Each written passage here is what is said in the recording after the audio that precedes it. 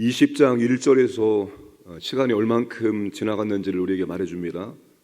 출애굽한 후 40년의 시간이 지나갔습니다. 출애굽 후 40년의 시간이 지나갔고, 정확히 말하면 38년의 광야의 방황이 있었죠.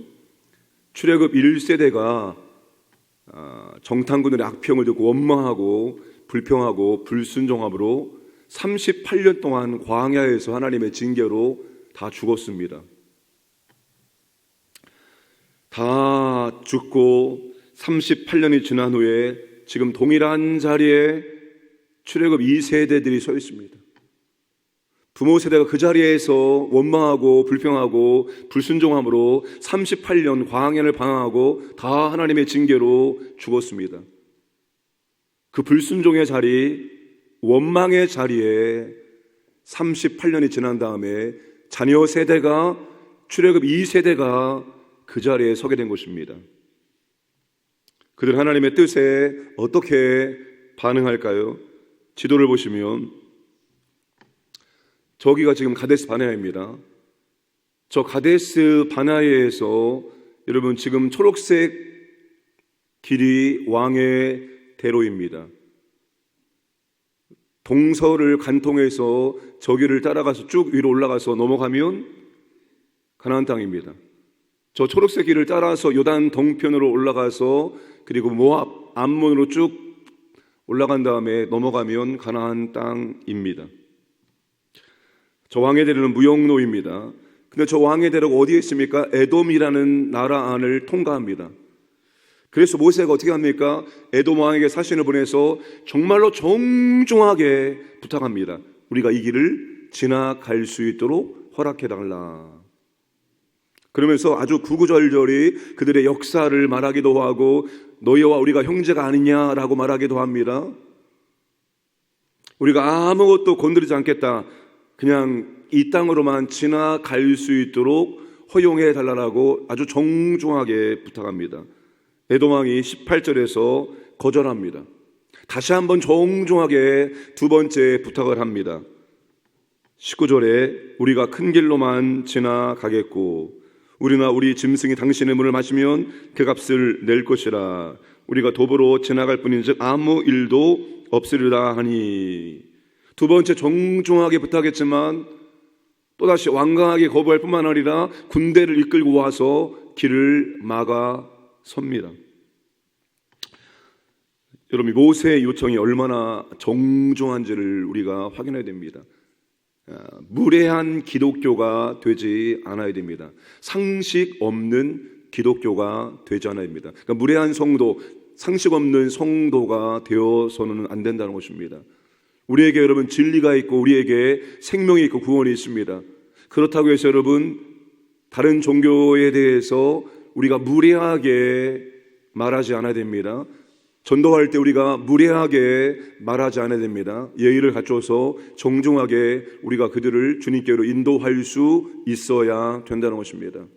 또 애굽의 같은 경우에는 지금 아무런 피해도 주지 않겠다, 그냥 단순히 이 길로만 지나가겠다, 그는 지나갈 수 있도록 허락해달라 정중하게 부탁하는데도 불구하고 거절합니다. 거절해요. 군대를 이끌고 와서 막아섭니다. 하나님이 정말 기뻐하시는 제사가 뭡니까? 여러분, 구약에 짐승을 잡아 죽이는 희생 제사가 예수님의 죽으심으로 단번에 영원히 완성되었습니다. 주님은 이제 그런 짐승을 잡아 죽이는 제사를 원치 않고 히브리서 13장에 두 가지 제사를 원하는데 그 제사가 뭡니까? 찬양의 제사, 찬송의 제사. 주님의 은혜에 대해서 우리가 드릴 수 있는 것은 찬송, 찬양입니다. 그 또 한 가지 제사가 뭡니까? 13장 16절에 바로 도움이 필요한 사람에게 선행을 베푸는 제사를 우리 주님께서 원하신다는 사실입니다. 에돔이 지금 그것을 하지 못하고 있는 것입니다. 결국 에돔도 긍휼을 베풀지 않은 에돔이 하나님의 심판으로 망하게 되는 날이 오게 되어진다는 것입니다. 자, 결국 모세와 백성들은 돌아서 갈 수밖에 없었습니다. 자, 지도를 다시 보시면, 자, 지도를 보여주시면 왕의 대로를 지나가면 동서를 그냥 짧게 통과할 수 있는데 그들이 그렇게 못합니다. 어떻게 합니까? 북쪽으로 내려가서 에시온 게벨에서 다시 남쪽으로 올라가는 아주 먼 길을 돌아서 올라갈 수밖에 없는 저 여정을 선택할 수밖에 없게 되어집니다. 근데 여러분, 지금 출애굽 2세대가 보여주고 있는 모습은 출애굽 1세대보다도 그들이 성장하고 성숙한 모습을 보여주고 있습니다. 38년, 출애굽부터 40년의 세월이 지났을 때 그들이 출애굽 1세대와 비교했을 때 정말 그들이 성장했구나, 성숙했구나, 이 모습을 우리에게 보여주고 있다는 것입니다. 그러면 시간이 지나면 믿음은 당연히 성장하고 성숙해야 됩니다. 시간이 지나도 믿음이 성숙하지 않는, 성장하지 않는 사람들이 있습니다. 우리는 그냥 교회만 나오면 믿음이 알아서 성장해 주는 줄로 생각하지만 착각입니다. 믿음은 그냥 교회만 나와주면 성장하는 것이 아닙니다. 아직도 제가 기억나는 분이 있습니다. 이분이 믿지 않는 사람이었습니다. 아내 될 사람은 아주 신앙이 좋았던 사람이었습니다. 우리가 믿지 않는 배우자 만나면 하는 게 뭐죠? 당신이 신앙생활 해야지만 결혼할 수 있다. 좋다. 내가 결혼하면 신앙생활 하겠다. 내가 주일날 꼭 예배 드리겠다. 약속했습니다. 그리고 약속을 지켰습니다. 몇 년 동안 지켰을까요? 무려 20년 동안 주일마다 교회 나와서 예배를 드려 주었습니다. 그 20년이 지났을 때 이 남편이 이렇게 말합니다. 됐지? 내가 20년 동안 약속 지켰으니까 이제 나 안 나와도 되지? 그 다음부터 안 나왔습니다. 대단하지 않습니까? 20년을 주일마다 예배 드리는데 전혀 믿음이 차지 않았습니다. 왜? 예수를 영접하지 않았거든요. 그냥 몸만 나왔거든요. 그러니까 20년 교회 나와서 예배 드려도 믿음은 전혀 생기지 않았고 자라지 않았고 20년을 마침표 찍고 그는 다시 세상으로 돌아갔습니다.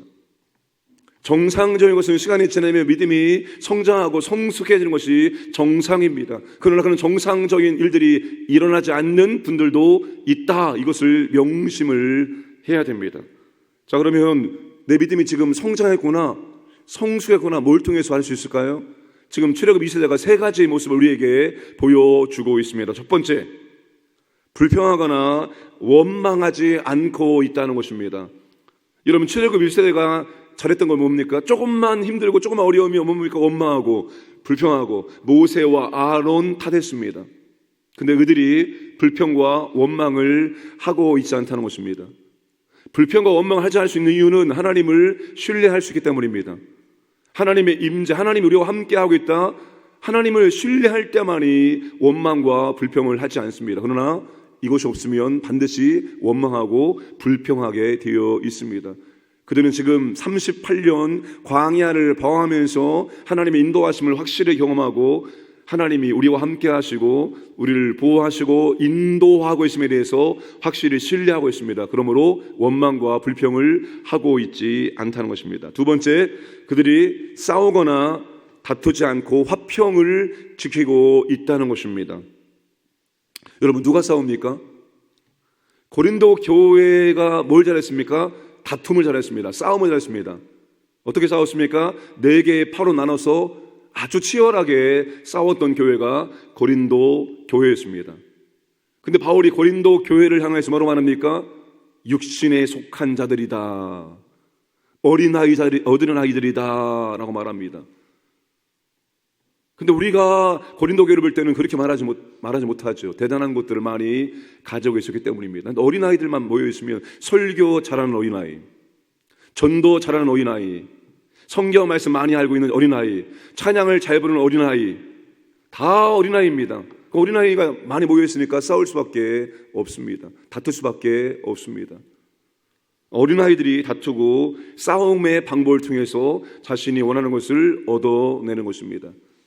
그러나 지금 이들은 다투거나 싸우지 않고 화평을 추구하고 있습니다.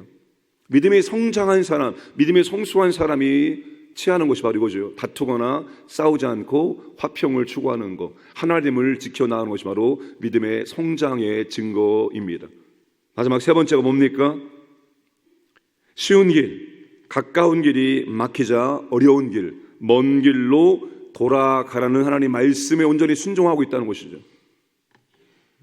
본능적으로 여러분, 우리가 쉬운 길로, 편안한 길로 가고자 합니다. 그런데 하나님의 뜻이 그것이 아니었습니다. 먼 길, 힘든 길, 어려운 길. 신명기 1장에 하나님께서 그들하고 절대로 싸우지 말라고 명령하십니다. 그들이 하나님의 명령에 온전히 순종해서 더 먼 길로, 더 어려운 길로 그들이 돌아가고 있다는 것입니다. 어려운 명령에 그들이 온전하게 순종하고 있다는 것입니다. 이것이 바로 믿음이 성장하고 성숙한 증거입니다. 믿음이 연약할 때는 작은 것, 쉬운 것, 편한 것만 골라서 하게 되어집니다. 근데 믿음이 성장하면 어려운 것을 하죠. 여러분, 자녀가 어려운 일을 합니까? 부모가 어려운 일을 합니까? 당연히 여러분, 부모가 어려운 일, 힘든 일을 하고 자녀는 쉬운 일을 하는 것입니다. 이들이 지금 어려운 일을 하고 있습니다. 먼 길을, 힘든 길을 돌아가고 있습니다. 하나님의 명령에 온전히 순종하고 있습니다. 이것이 바로 믿음이 성장한, 성숙한 증거입니다. 사랑하는 여러분, 시간이 지나면 지날수록 우리의 믿음이 더욱더 성장하길 원합니다. 성숙해지기를 원합니다. 오늘 출애굽 2세대가 보여주고 있는 믿음의 성장, 성숙의 모습이 우리의 삶 가운데서도 드러나기를 주님의 이름으로 축복합니다. 좋으신 아버지 하나님 감사드립니다. 오늘도 우리에게 생명을 연장시켜 주시고 하루를 선물로 허락하심을 진심으로 감사드립니다. 세월의 흐름 속에서 우리의 믿음이, 우리의 인격이 더욱더 성장하고 성숙할 수 있도록 은혜를 베풀어 주옵소서.